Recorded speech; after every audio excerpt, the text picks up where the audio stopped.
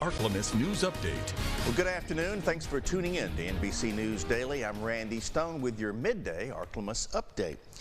Up in South Arkansas, the weather from Wednesday left ice and damage in its path. Reports confirm the city of Camden experienced power outages due to falling trees in the Broadway Avenue area in Austin Street neighborhood. Although power has been restored, one resident in the area says she feels concerned about more damage as the cold, rainy weather will continue all day today. I'm kind of worried about the trees around my house, stocking up on food, putting stuff over, like blankets over the windows to help hold heat, making sure your water, you leave it dripping a little bit so it don't freeze your pipes. Well, crews are working to clean up those South Arkansas areas affected. We'll be tracking the weather throughout the day. Attendees gathered at Mississippi Boulevard Christian Church for the service in Memphis. Vice President Kamala Harris was in attendance, as well as Reverend Al Sharpton, who delivered a eulogy. Family members of Nicholas also provided remarks reflecting on his life, adding that Nicholas may have been robbed of his life, but not of his light. There are new high-tech upgrades coming to the Sterlington Police Department, aiming to improve safety in the community. NBC 10's Valerie Moravi says they will have everything from new vehicles to new equipment and possibly a salary increase to better serve their citizens.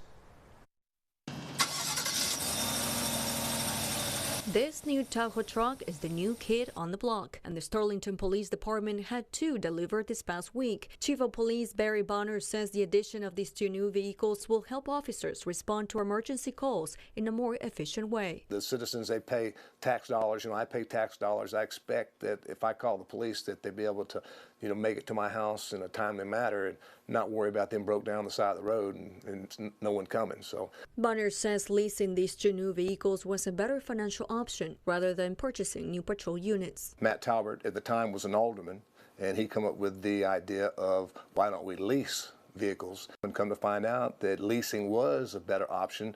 In the long run, we would save money because at the end of 3 years, we're able to turn that vehicle over and get another brand new vehicle. The funding used to buy the vehicles originated from the police department budget. Bonner says new equipment will also be added to these units to help enforce traffic. And instead of getting the mobile radios, which most units you always think of have the radio inside, we're going to have portable radios that the officer will be able to have a port in the vehicle that he'll take his portable radio and plug in every time he gets in it. Chief Bonner says there are also plans to increase police officers' pay. If we want these guys out here to take care of us, then we should know that what we're paying them a salary that would be to the person who is qualified.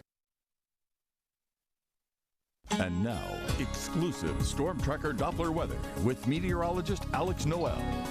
Well, good morning and happy Thursday. Daytime highs today are actually going to be a little bit warmer than they were yesterday, but only into the lower end of the 40s. Now, some areas in South Arkansas, it may actually not reach to the 40s. It may stick around the 30 to 39 degree area. We do have widespread rain today, of course, over the course of the day, with wind speeds ramping up from about 5 to 10 miles per hour sustained wind speeds.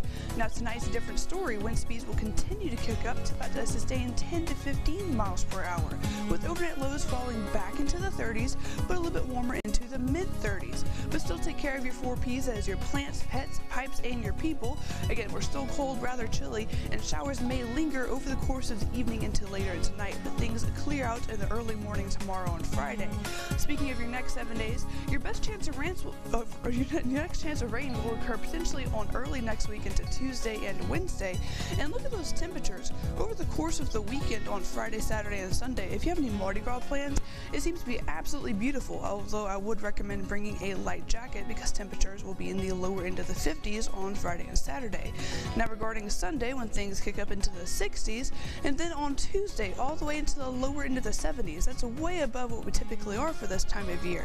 But it comes at a price of a potential cold front on Tuesday to knock our temperatures back into the mid-60s potentially for the later half of next week.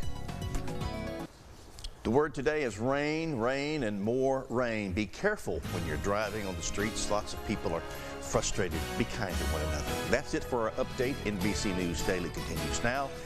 God bless you.